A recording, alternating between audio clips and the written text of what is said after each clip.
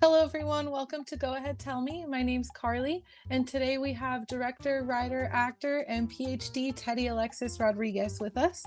Teddy, thanks for being here today. I'd love to get started by just kind of learning a little bit about yourself and your background. Oh, thank you for inviting me. So I was born in Ponce, Puerto Rico. Um, I went to the University of Puerto Rico. I am the son of, so my family is really a working family. My grandfather from my mother's side was a sharecropper. He worked the sugar cane fields. Mm. And so my mom was one of the first generation college students. And then from my father's side, my grandparents lived in the projects, but in the 50s, they both started working, my grandma and my grandpa, which was really rare to have a women working in the 50s. So Mm. they had a little bit of upper mobility too. So they were all able to buy a house, which was able to my dad to actually get a college degree too. So they both became teachers. Oh, wow. So I'm second generation college student, and as you mentioned in the intro, I went all the way through school through my PhD. So college was something that was really important to my family for us to do. I have a twin sister, so we both went to college, and it was really important for my parents for to provide for that. Mm. So yeah, that's like my small intro of myself. Awesome. Thank you. That's your family must be so proud to watch you go through all that schooling as well. And how cool that you're able to say your parents were so groundbreaking in that, being the first generation college students. Yeah, and I like to say that when I introduce myself because when I'm in these rooms with all these people that have doctorates and things, they come from families that they're like, oh, I'm a 10th generation lawyer, things like Mm. that. And that's definitely not my story. Hmm. And the struggle to get to the place that I'm at is something that I need to celebrate and acknowledge, because if I don't, then I'm not honoring my ancestry. You know what I mean? Yeah, absolutely. It's definitely something that should be heard and respected, I think, as well. Yeah, yeah. So you went to school for theater and physics, is that right? Yeah, so one of the things that I struggled with was what they call a Renaissance person. And I know that now. I didn't know it at the time because, we in this society, where the Western society, where you have to make all these decisions by the time you're like 14, Mhm. that so I'm 14 prepping for what they call here in the United States the SATs, but in Puerto Rico they call it the College Board testing. Mhm. Which my prep, by the way, we couldn't afford any testing or anything like that. Was the sample test that came with it when you enroll? They come with a sample test, and that I just did that test a couple times. Oh, wow.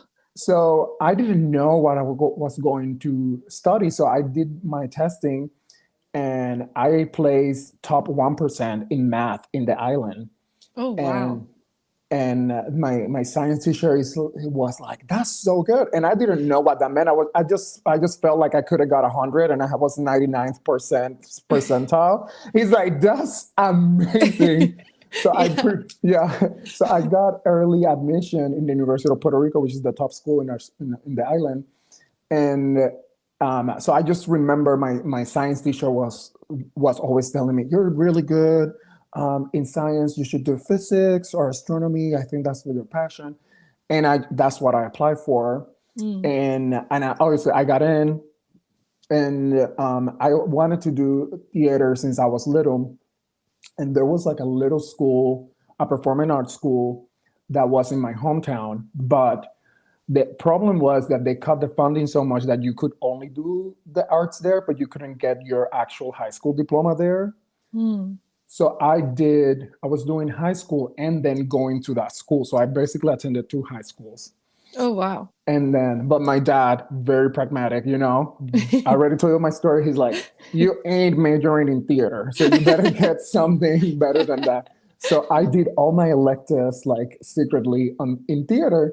I mean, secretly, but not really, because they knew. Like, I was like, I get in casting shows, and they're like, well, I guess that's not part of your physics degree. A So little different from a little physics. different. So I did really well in my bachelor's, and then the physics department basically said, "Hey, we're inviting you to apply to the master's program because you're doing so well here."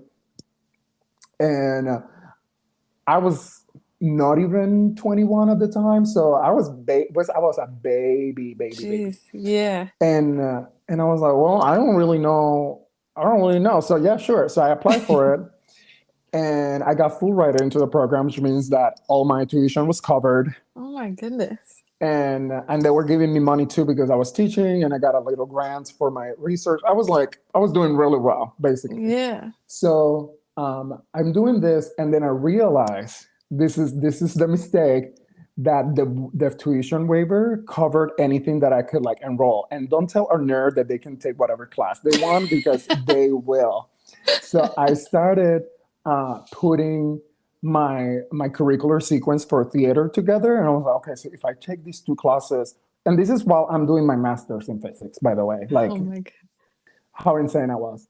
So so I take those classes, and by the time I finish my master's, I was able to get into the teaching program for theater. So I finished my master's, and I did my practicum for theater teacher.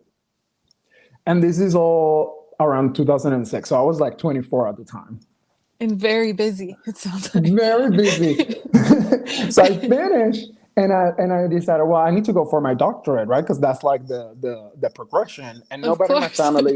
nobody in my family had a doctorate. And I grew up in the 90s, where they will tell you, if you go to school, you're set for life, right? Hmm. Hmm. That was like the slogan of life, is like, work smarter, not harder. Hmm. Remember that? I don't know if you Yep. remember that. There were Yeah. posters all everywhere about that, by the way. So that was how much the messaging was. So I started applying for doctoral programs. Mind you, my English was an English that I learned in public schooling in Puerto Rico. Mm. So it wasn't great. It was just I tell my friends that I learned English with Friends, the show Friends. So my grammar is not great, but my sarcasm is on point. Spot on. Spot on. So That's great. so I found this program in Texas, and I applied through a program called Project 1000, which is a program that provided students that were minorities because applying for grad school is really expensive, by the way. Hmm. Yeah. So you only have to go all these papers together, and then when you send your GREs and all that stuff, which is all the testing, all of that you have to pay to send it. So by the time you are done applying to one program, you're like $200 or $300 out, and that's just one Hmm. program. From a working person, that's a lot, you Yeah. know. So I got in, and that was actually, and we don't have a lot of time to talk through all of that, but it was a very damaging experience, to be honest, Mm. because they're not ready for somebody that was asking, to explore their own identity. Because the Mm. thing is, with the theater programs, and now that I'm a scholar, right? You realize that for BIPOC students, you ask them to erase their identity, as opposed Hmm. to the white experience, where you are like, okay, let's explore who you are. But when you're telling a BIPOC kid, like, you need to erase your accent, and no, we don't have any Latinx stories, and you need to sound more this way, and you need to look this way, you're erasing their story. So Hmm. that was a damaging experience. However, academically, I murder it. Just for the record, I came in with 16 students, There was only two of us that identify as Black. And I was the first one to graduate and finish all my testing and everything. Wow. Um, That's so, incredible. hey. So that was pretty much like my career in terms of school. Have I considered to go back to school? Yes, I love school, but we'll I'm see. yeah, it's funny because I mean that's impressive. That whole educational journey is that's so much work, and like kudos to you for getting through all of that, and it sounds like you loved it as well, I which did. is yeah, that's always such a good thing to hear, like education that like you enjoy having. um I I had a similar experience with like or have a similar experience with loving school. And I remember when I got accepted into the university, they told me I had like 8 months off between like school and then or high school ending and then starting college. And Mhm. I was like, I've never had 8 months off of school. I love school. What am I supposed to do for 8 months? Like, what do You you know, mean I'm not going to be in school for 8 months? Like that. exactly. I wouldn't even take, by the way, I wouldn't even take summers off when I went to school. That's why I finished so fast. So when I was doing my bachelor's, I did an internship every summer, and I saved that money to pay for the next semester. Wow.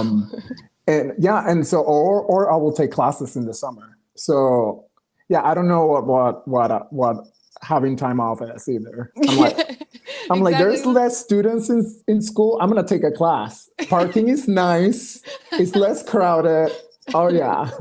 Exactly. Yeah. I was the same way, always trying to do something over the summer because I was like, I don't even know what life is outside of school for the longest time. And then I finally graduated and then took a few years off. And I was like, I'm ready to go back. So I'm back Yeah. now.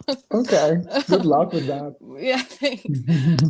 But anyway, so you talked a little bit about the like damaging experience in Texas, and I feel like that might relate to the consultantships that you do.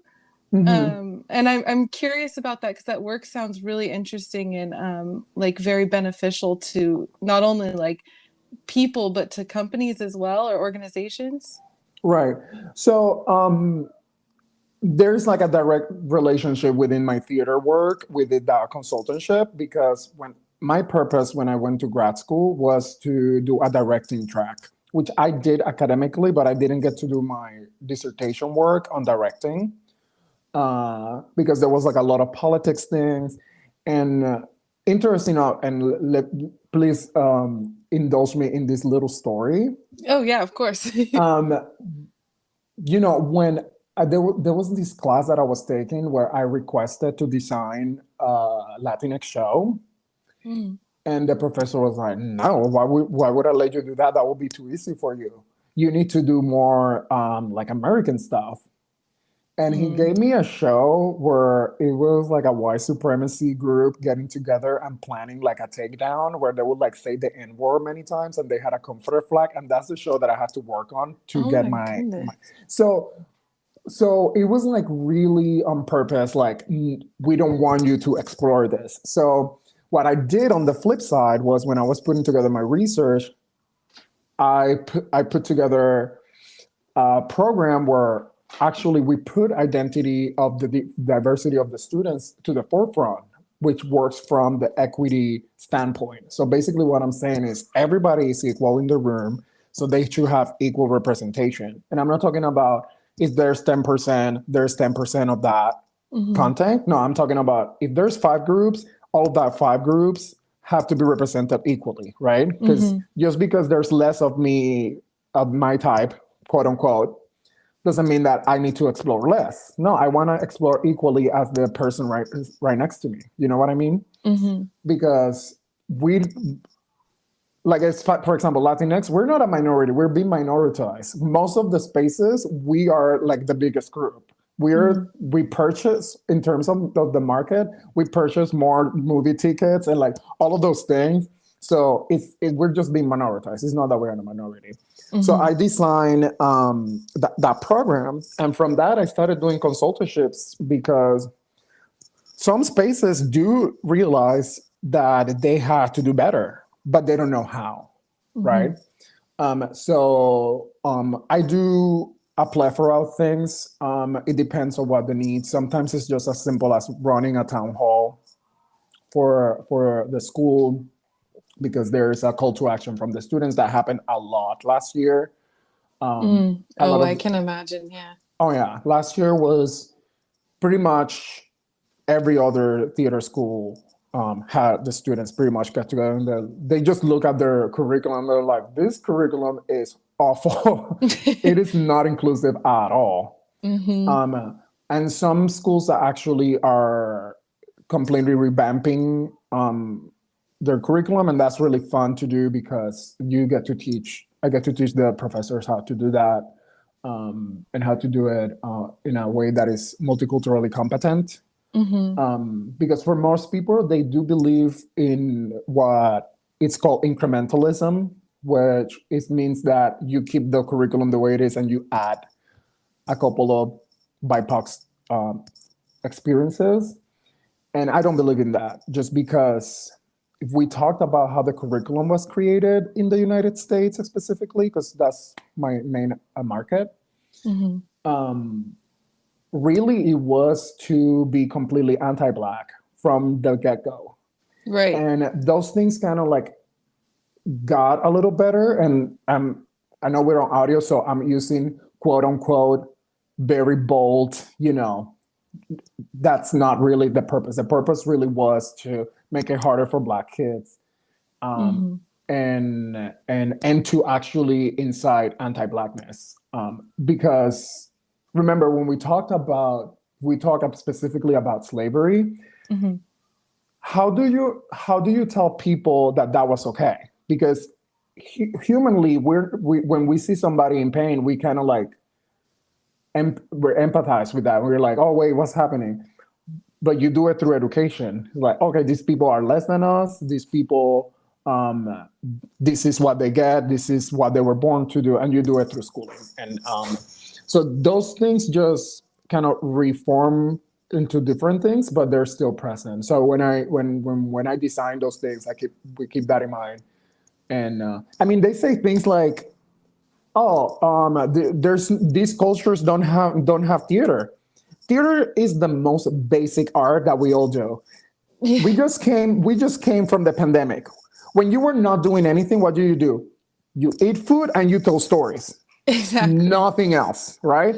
So Yep. you're eating and doing theater. So all cultures have theater, and when they every time I see a curriculum and it starts like, and then the Greeks started theater, I'm like, okay, well, we started wrong. Let's start from the beginning. So Yeah. Yeah, storytelling is such a prominent part of like every culture basically. It's everywhere and throughout every history as culture, well. yeah, every culture. I have not encountered, and I'm not an expert on world history, but I do help people design those. Have not encountered yet a culture is like, oh yeah, these people just eat and sleep. Nobody does that. Yeah, Nobody does exactly. that. There's always storytelling. There's always some Exactly. version of we're eating by the fire and telling stories, Hmm. and all of them are really really creative. It's always different. It's always like, and there's always drinks involved, but let's not talk about that because we're in an educational space. All of them like to drink something. The Tainos do it, African, the Spanish, everybody likes to drink. So Well, it makes the stories more fun that way, right? they do. It ups the quality of theater for sure. Oh man, yeah, I agree. Yeah. It's like the podcast where they drink while they're interviewing people too. It's the same concept where it just gets more Yeah. fun the more the further you get into it. Same thing, darling. Same thing. So we talked about the consultantships, but I also want to talk about your work as a filmmaker and actor and writer. Um, Mhm. can you go into that a little bit? I know you had like a film in Outfest recently, Mhm. and then you have something else, or Hell No, is that released already? So Hell No is right now in festivals, and Okay. we're in the middle of our festival run. So film is something that is actually new-ish to me. I did theater, as we discussed. I did theater for many years. So Mhm. I'm a theater director of 20 years of experience. Wow. And Hell No is kind of my debut film because it was the first one to come out, but I did one before that didn't come out. um, so Hell No, which is how we connected through New Filmmakers, Mhm. was just in New Filmmakers in the LGBT programming in June, which was really exciting. And I was telling my stories about, it's incredible that now film is accessible to me because I did not grow up with a camera or anything like that. Mhm. And I'm sharing, the panels with all these amazing filmmakers. A lot of respect for them, which they were like, yeah, I had a Super 8 when I was 10. I'm like, no, boo boo. I was lucky we had a house. So, um, so I did a lot of theater, and it was a struggle to when I was in undergrad to get cast because I'm LGBT, I'm Afro Latinx, and so I started kind of writing my own stories, which sounded very painful at the time, but it was such a blessing afterwards because Mm. now I have such a wealth of written work that I can just like refer back to. I'm like, oh, this can totally be a film, and that's what I'm doing. And with Outfest, I did the 1 minute film competition. We made it into the finalist. We got invited to the gala. So snaps. It was a lot of fun. They gave us free drinks. I love that festival. The way they curate is amazing. And now they're doing their fusion festival, which is Oh with the yeah. BIPOC lens, which is incredible. I like when festivals really reinvent themselves because, these spaces need to have our voices there too. Mhm. So Absolutely. so yeah, with Hell No is pretty much my presentation card as a director, writer in film, and I'm working on other projects. And it's very intimate. It's a story about two brothers that are trying to reconnect. One lives in the U.S. and one is in Puerto Rico, Mm. and how they reconnect and what are the extent of one of the brothers goes to have them reconnect because they're family and family is very important in the Puerto Rican culture. So I Mhm. wanted to showcase that. And it's funny and it has like a sprinkle of horror in it. Oh. So yeah, it's a mixed genre. And do you act in it as well? Yes, honey. Ah. If I don't cast me, nobody does. I was telling the curator. He'd asked me, "How was it acting in your own film while directing?" And I told him, "Honey, as a director, actor, I do exactly what my director wants at all times. So it's amazing." The best actor to direct is yourself, right? Oh my God, like we're like on sync all the time. No, but That's in all great. seriousness, it's obviously a little bit of extra work because you do have to, put on so many hats. And when I'm acting, I cannot be trying to direct. So, Mhm. but I do have a producer that I trust a lot that we met here when I moved here after Texas. So we have a great relationship, and it's been really healing. Really healing to express my way in film because film the good thing about film is that film reaches everywhere, right? So it doesn't Mhm. matter where I am, I can have my film, across the world shown. Which, by the way, it debuted in Peru. Oh I wow. never thought I will even travel to Peru. So it was. It's just the reach is beyond what I ever expected. So yeah. Yeah, that's incredible. Like already international, like going all over. You have an international filmmaker in your podcast, honey. You don't even I know love it. that. Yes, that's amazing. Yeah. How was the transition from theater to film? So Okay, so let's clarify. I'm still doing theater. It's not like I'm not doing theater. Right. Yeah. Sorry. So I'm transitioning, but still in both. Gotcha. um, it's still a learning process, and so I feel like as a theater director, my strength is the interaction with the actors. Like I can Hmm. stage the film really really well. Now what I'm learning is what are the possibilities with the camera, right? Mm. So and that's something that is very intimate, but I like to talk about it because a lot of people that come from like disadvantages like me, they're like, oh well, my first film didn't do well. Like I'm gonna stop doing it. Like, no, we need people. We need people that don't have money to do films. We need people that are BIPOC to do films because those stories don't Yes. get told. You know, Yeah. why is it that every freaking sitcom is a rich family? Because that's the people that are writing. You know what I mean? Yep. Exactly. It's like all of a sudden, all the families, even the black families, live in Beverly Hills. Honey, I don't want to even drive on Beverly Hills. You know what I mean? So, so we need to have people that live in the other side of town to write. You know. Hmm. So now I'm connecting with these writers in Boyle Heights, and their stories are completely different. I mean, their struggle is not the Bentley that doesn't turn on. You know what I'm saying? Like that's not their story. So respect to those stories, but we need the other stories as well. Yeah, So exactly. You bringing up the rich sitcom families, like I've always thought that like we watch these sitcoms and they always say they're like the average family or they like are struggling financially, but they've always got the nicest clothes on. Like it mhm. never actually like translates to the screen that they are a struggling family, even if that's what the idea is. So you can tell Yeah. whoever's writing it isn't actually doesn't understand that side of Mhm. life. Yeah. Like I remember myself like dyeing jeans because they were so faded, but and this is back in the day when faded jeans were not a thing. Now there are. I'm just like, oh, great when I have them. So I will buy this like $3 dye that you will get like in the pharmacy, and then I Hmm. will dye them to like make them look new. Like, have you seen that on film? Like never. Like it's just like always like the guy with like the nice clothes and like, oh, it's so hard to.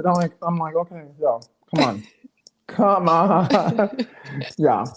So And that's true. why, and that's why it's because the people that are writing, they're writing, from privilege. Like, Exactly. yeah, you write what you know. 100%. Hmm. The other thing I was looking at of your work, which I found incredibly interesting and like I felt like I learned a lot from reading, was the your essay "Accessory to Murder." Oh, uh-huh. And one thing I wanted to bring up was your part on white silence, Hmm. because as a white person, I'm always trying to learn how what I can do, you know. Yeah. And so I was hoping you could kind of touch on that a little bit and share that part of that essay with us as well, or even, I mean, more of it as well, but that part specifically really caught my attention. Yeah. Well, I'm trying to think how much I want to share today. Yeah, no worries. Sorry, I know it's a loaded question, kind of.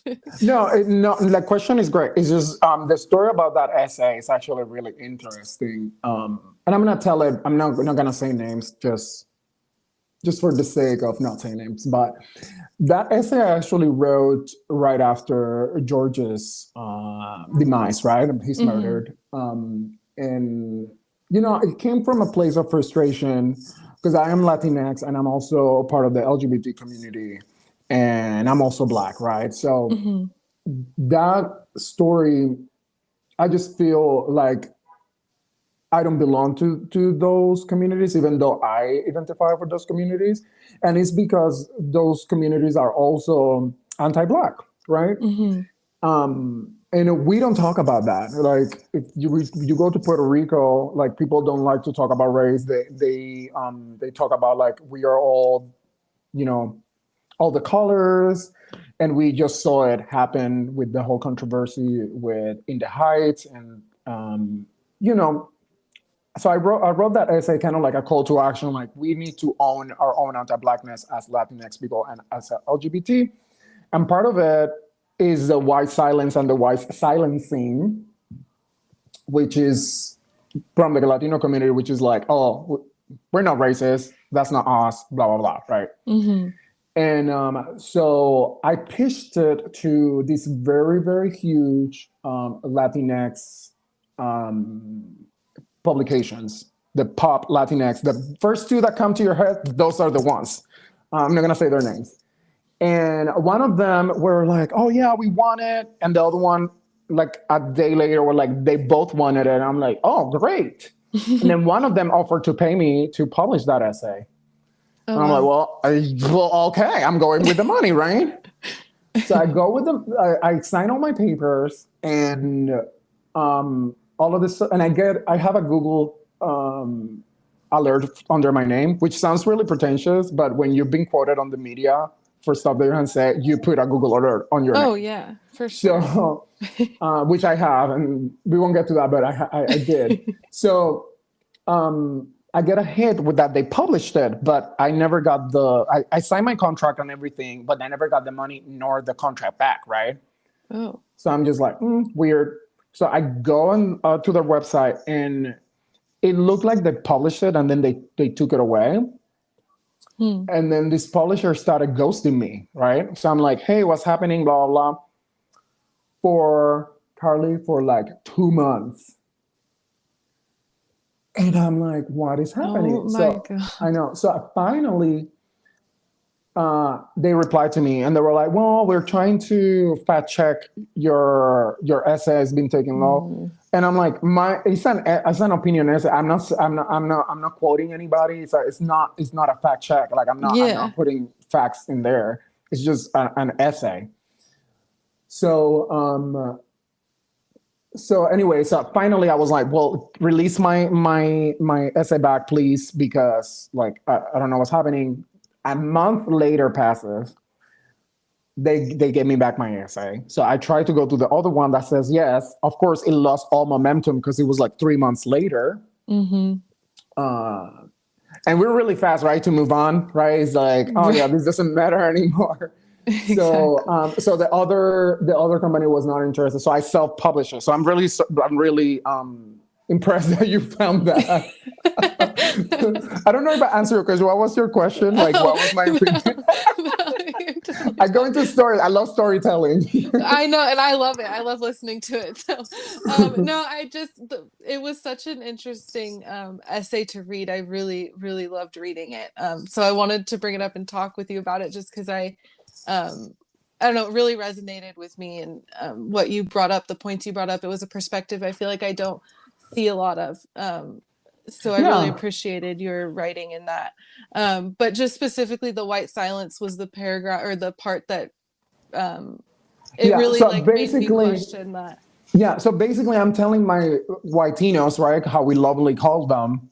Mm-hmm. It's like, you're part of the white silence and the white silency, and you have to be an ally. And this is the time for you to join the Afro-Latinos and all of the other Black communities into, making the world better, because we are part of it. We are part of it. We are the part of holding white supremacy, still alive. We are part of it. So basically that was my point.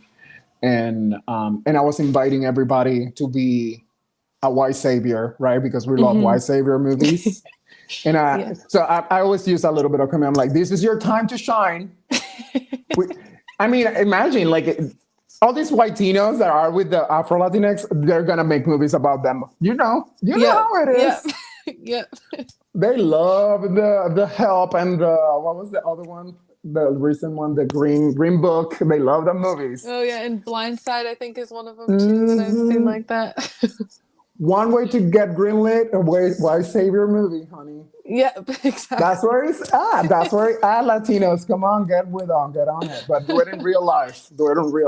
Yes, exactly. That's what I liked about your essay, was just the like a call to action, and like everybody being held accountable for being a part of that. Thank you. Yeah, so I hope everyone listening will try and find it, because it's really, really good, and I hope everyone reads it and takes something away from it as well. Thank you for bringing that up. Thank you. Yeah, of course. Well, That's all I have for you today. I could probably talk to you for another 2 hours. It's been so fun to talk to you. It was so much fun to talk to you. Thank you for having me and giving me some space. I love your podcast. So thank you so much. It's an honor for me to be in your podcast. Thank you, Teddy. It was an honor to have you here. I hope everybody listening enjoyed that episode as much as I did. Be sure to follow us on Instagram and share episodes with your friends. Talk to you all soon.